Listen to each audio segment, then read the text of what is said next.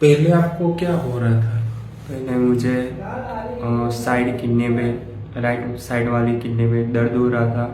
बाद में एक आदमी ने मुझे सलाह दी कि निजामपुरा पथरी की स्पेशलिस्ट संजय भाई है, तो उधर जा और उनसे सलाह ले तू।